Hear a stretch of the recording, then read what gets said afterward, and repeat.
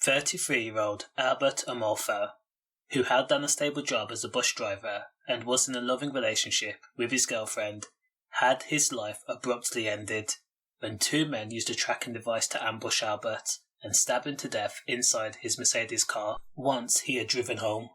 Now, criminals 25-year-old Owusu and 26-year-old Harvey MacFoy and another man waited for Albert to travel to his home in South Croydon, London, with his girlfriend on the evening of December 15th, 2019.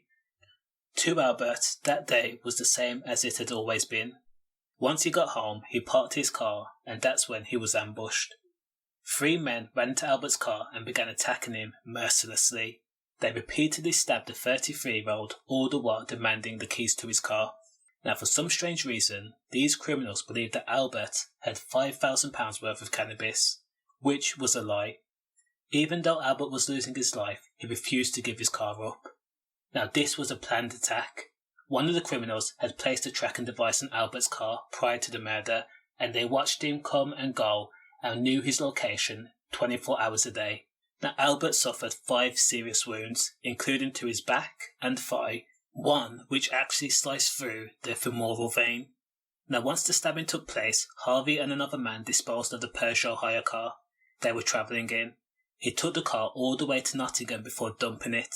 Now, thankfully, Donald MacFoy used a hire vehicle and it was equipped with a GPS, and police were able to piece together their movements to the crime and from the crime.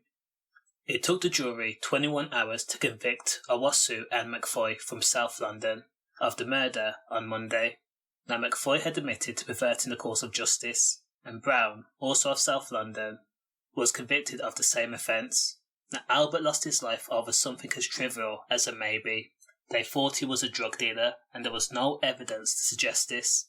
Now, once the judge says that the sentencing would date to be fixed in June, all hell broke loose. A violent scuffle broke out in the docks as Owusu and MacFoy were remanded in custody.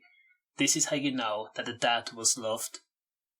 Stay safe, safe.